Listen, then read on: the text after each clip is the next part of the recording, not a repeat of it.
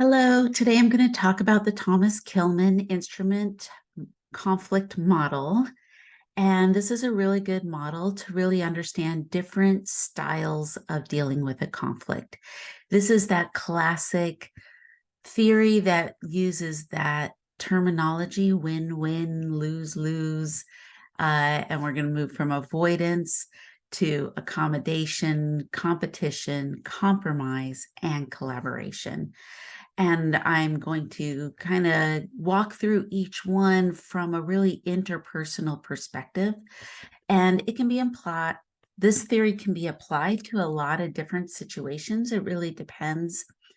But really, the model is to help you kind of understand where you might land depending on the context of the situation, or if you're in a situation where you just keep running into roadblocks and speed bumps, that you can maybe identify the style of the person that you're working with that or trying to communicate with, so that they can also, so you can also kind of adapt and create some cognitive complexity about understanding what's happening in that dialogue. So that's the whole thing with this. I think that this theory, just like all theories, they live in a box. Theory lives in a box. And the reason why we have a theory is because it's evidential based in that it's been applied and patterns emerged, and then we identified those patterns. Now, that means that not everything fits in a box. Your life does not fit in a box, and your circumstances are unique, and you should really think about this uh, to understand a general idea. But what we're trying to do in this class is, and with this and theory in general, is really just try to get better at critically analyzing a communication interaction, so that and this is a tool you can use to understand that interaction, but it can't replace your own cognitive experience. And so I think that's an important part when you're trying to use an instrument model like this. I also really want to just put the caveat to not label yourself or label others. Even if you feel like you really fit in a category, the learning experience is to expand your understanding, and don't silo yourself into just one piece of it. All right, so let's get started on the Thomas-Kilmann instrument model. To the model itself, it looks like a graph, right? And so let me share that with you so we can, oops, I guess I have to share my screen, and then I can share this. All right. So the Thomas-Kilmann is, it looks like a graph, and on one we have, on the vertical axis, we have concern for self. And when you think about concern for self, I want you to think about agency, your ability to speak up and represent yourself or others. Like, there's a concern there, and are you able to articulate it? And then on the horizontal axis here, we have concern for others, which is sometimes called cooperation or cooperativeness. When we think about that, we want to think about how we're listening to others and how do we engage so that we can fold in other perspectives. We're going to graph out low to high to look for the intersections of our 5 different conflict styles. The first one is avoidance. Avoidance here is classified as low concern for self and low concern for others. So when we plot those 2 points, we're plotting them as a lose-lose. And here we see that language that we might more kind of cliche language that we're used to hearing that comes out of this model. Now, there is a wide spectrum of trying to understand avoidance, and we need all different kinds of tools to really get into the depth of avoidance. Classically, when Thomas-Kilmann labels avoidance, what he's saying is that we are not going to mention the conflict. We're not going to bring it up. We're going to ignore it, pretend it didn't happen. La, la, la, la. I am going to think about something else, right? And then we lose because the problem still exists. And the other person loses because they don't know it's a problem, right? If we don't bring it up, if we don't say anything, then they're continuing the behavior. So the consequences are that there's an erosion of the relationship, there's an erosion of trust and goodwill that comes, and credibility, all sorts of things about character and personality. And it goes both ways, because if you've been on the receiving end of someone avoiding a conflict with something that you're doing, and you tried to engage saying, hey, hello, I've noticed something's wrong, what's going on? And they're saying, nothing. I don't know what you're talking about. I don't have a problem. And you know they do have a problem. But if they don't bring it up, you can't do anything about it. So that is why the other person also loses, is they're also losing credibility and trust and goodwill by not engaging. So there's lots of negative consequences, which is why those words lose is there. But we also want to say that sometimes avoidance makes sense. Sometimes avoidance is maybe the best practice depending on the context of the situation. So reasons why someone might avoid is it's not worth it.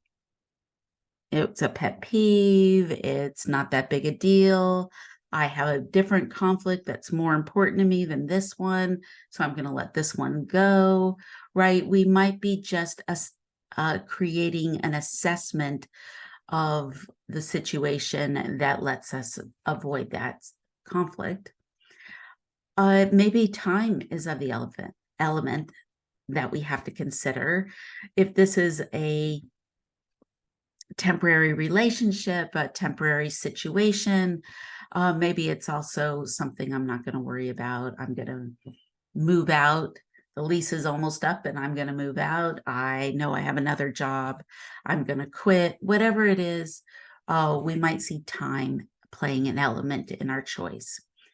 And of course, most importantly, we might be avoiding a conflict for our own health or well-being, or if we need to, if the conflict has gotten really toxic or emotionally abusive, we might be needing to avoid the conflict for well-being.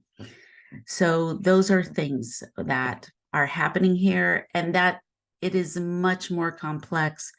I could spend a whole week in a 12-week class just on avoidance, and we could get into the behavioral piece, past experiences, pessimism, childhood situations, or previous experiences that have pulled us into these patterns. So that's why we want to think about how this intersects with a low concern for self and low concern for others.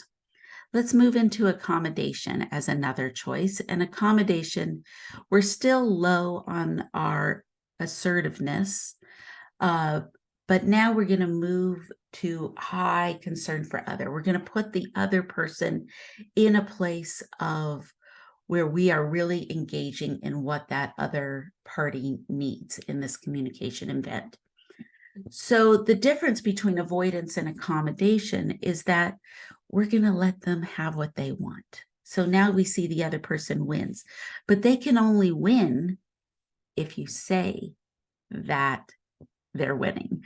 So it's a kind of thing where accommodation is you're going to bring it up. You're either going to bring it up explicitly with nonverbals, or you're going to be very explicit in your language and say, I do have a problem with this, but I know it's more important for you, so let's do it that way. Or I feel a lot of uncertainty about this is a higher risk than I want to take, but I want to go with, but let's go with your way of doing it because you have, you're seeing something, the benefits here.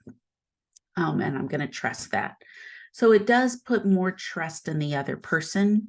That means we had to be in a high place of engaging in the other perspective, which is why we're now in high concern for others and cooperation. And we really want to think about accommodation as a really positive choice when we are in situations where we really know this other person, we know their perception, right? That's that cooperation piece. We really listen to their perspective. And when we give it to them, we're not giving up, we're not giving in, we have a gift, right? And it might be a cost for me, but it's a reward for the other person. And when I give it to them as a reward, it has to be something that they really want. They've articulated they want that. And you have to be explicit that you want that for them as well. When it is given not with sarcasm, not with resentment, the sacrifice is this feeling of a gift. I want to give this to you. And so the tone has to be in that high concern for others, for accommodation to be true. And this is not a compromise. Compromise is different. But in accommodation, we're just going to there's no quid pro quo basically in accommodation. Compromise has more of a quid pro quo kind of feeling to it. Now, in a relationship, if one party is constantly accommodating the other party in every single situation, or whenever there's something that comes up, a decision to be made, and that one person is always taking the loss, we do know that the quality of the relationship will slowly diminish because we don't see the other person sometimes flipping it and accommodating to the other one. So that means that if there's no equity in accommodation from situation to situation, then there will be an erosion of trust. And again, it can go both ways. Okay. So let's move into competition. Competition is high concern for self, me, and it is low concern for others. And that means that, well, I don't think I have to spend too much time explaining competition because you live in competition soup. It is everywhere. We are swimming in competition. Almost every piece of entertainment you consume is based in competition. We live in a capitalist society, which is a competitive-based society for consumerism. And we have the culture of sports, right? They go from little kids playing sports to high school to college and then professional athletes. And then we have global competition from the Olympics to the World Cup. All of these things mean that you live in soup. Even The Bachelor, reality TV, and Survivor, and Cupcake Wars, and I think the Food Network is almost completely based on competition. Even HGTV with Rock the Block turned their home design. They have their own version of a competition. Actually, Naked and Afraid just put out their own version of a competition, Last One Standing. So it is everywhere and always being ramped up. it has a high reward for self. So this is trickles down right into our interpersonal relationships, our romantic relationships. No surprise, workplaces are often competitive based for promotions and raises, and create a lot of toxic environments. So because of the toxicity of competition, we see very specific communication patterns coming out of it: direct aggression, indirect aggression, and passive aggression. And I put in the Gottman Institute's Four Horsemen of the Apocalypse: contempt, stonewalling, criticism, and defensiveness as ways to look at how these things are showing up. So if we end up in infinity loops of demand withdrawal patterns, or criticism, contempt, defensiveness patterns, whenever we're moving into those patterns, we are going to really experience high dysfunction, spiraling types of escalation in our communication events and our relationships. So direct aggression, of course, is when we are in exchanged, where we are directly in an exchange with the other person, and those things are moving back and forth in a transactional manner. When we are in indirect aggressive, the difference is that we are going to send the message through an alternate channel, almost like we're going to bounce the message off here and move it to the party in that indirect way. This often looks like triangulation, especially in dynamics where there's more than one person. We might find a bridge person who we're going to go to this other person and complain about what's going on, and we know the message will move through that party. So friend groups that are larger, families, often bigger families, sometimes use indirect styles of triangulation to send those messages. I think when indirect, it's still you sending the message. For it to move into passive aggressive, it means you are denying the intention of the message to be aggressive.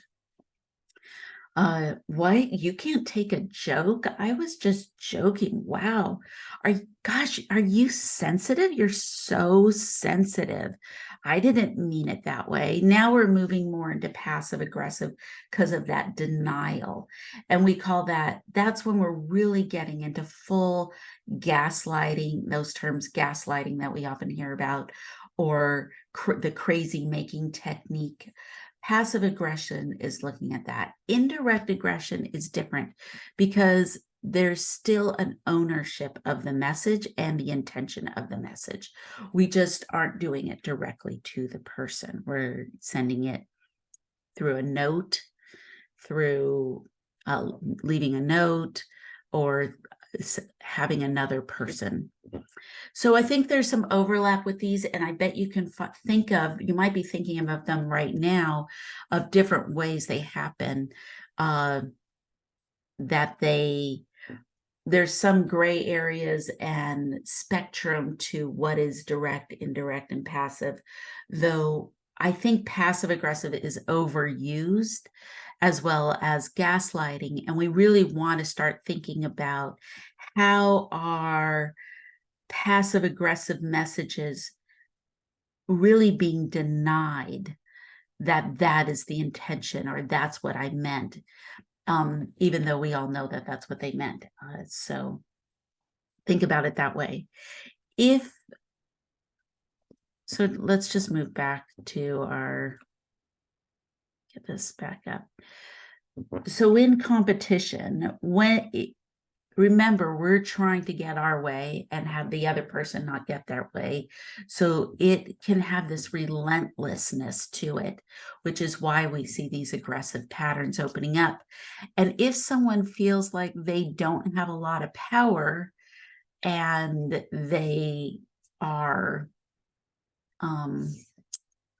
or either in that system, either in that communication experience, that event, or maybe from a past experience, they might be relying on indirect or passive ways to express themselves because of past, because they don't feel like they have any power, or something has happened in a pattern that's been established in the way the other person reacts to them bringing up a situation. So eventually they stop bringing it up and they move into those more other styles as a way to deal with the situation. And that can happen in these avoidance to competition to compromise, and we're over reliance of them. So here we are in compromise. So I have a lot to say about compromise, because compromise is often put up as the holy grail, as here is the thing that will save us all. I know the secret to a great marriage. I know the secret to making conflict work. You just need to come up with a compromise. And we often hear it in the news. Great news. They reached a settlement on Capitol Hill. They were able to find a compromise. No, it's not good news, because that compromise is lose-lose. No, and it's right here smack in the middle. And the reason why we hear it often used in very positive terms is because there is a cultural value that rides higher often than us getting our way. And we all bow to the god of time. And if we live in a highly monochronic culture where time is money and time is of the essence, and we can't waste time, we have to spend our time carefully. And when time is held up really high, compromise looks really positive because it moves us through the situation quickly, and we can get to the end and we can get to a done place. So we will often even take away our own agency, and and so will the other person, because of that element of time. Now it's lose-lose because everybody had to give up something. Nobody got what they want. I wanted to go to the beach. My friend wants to go to the forest. And we decide to just go to the city instead. So I didn't get to go to the beach. She didn't get to go visit the forest. We just decided to go hang out in the city. Okay, it means that neither of us got what we want. Maybe we just wanted to hang out together and we did get something out of it. But the truth is, nobody won. And if I sneak you back down to accommodation here, in accommodation, at least somebody won. If everybody's lose-lose, then we're at high cost. And when it's a high cost, that means bank accounts are getting depleted. And there is an erosion of credibility, erosion of trust and goodwill, all of those things. And the relationship becomes associated with things that I have given up, which we often will fall into gunny sacking, which is that term we get when we are keeping track of everything we gave up. So here we come to the next situation, and we are trying to decide what to do. And they say, oh, gosh, I can't believe it. Every time we do this, I never get to go to do this. I never get to go to the beach. I never get to go here. We never get to do what I want. And the other person goes, I have a list too. Look at all these things. I never got to go here. I never got to go to the forest. I didn't get to do this. I didn't get to do that. And my list is just as long as your list. And we all have all these losses. And nobody has, at least in accommodation, we had, oh, at least I got to go to the beach that one time, or I got to go to the forest, right? Somebody got to do something they wanted, But here, nobody gets to do what they want, and it's just a complete erosion. Managers or people in supervisor positions that rely on compromise with their teams will find that their team will start breaking out into small groups of resentment, and they'll find other people who share their resentment, and they'll build what Brené Brown calls kind of that intimacy, that complaining intimacy that will bond them together. Common enemy intimacy is what she calls it. And they will, and your supervisor or manager be like, why have we lost all our creativity? Why has this environment become toxic? Well, sometimes we can trace it back to decisions being constantly compromised, being relied on. And the reason why leadership will often do that is because of the stress of time. That, again, time comes in and puts this stressor on there. So that's the positive thing about compromise too, is that if we are in a rush, if the deadline is coming, maybe we do just need to get a compromise and just get an idea so we can get that deadline, get our client happy, reach our goal.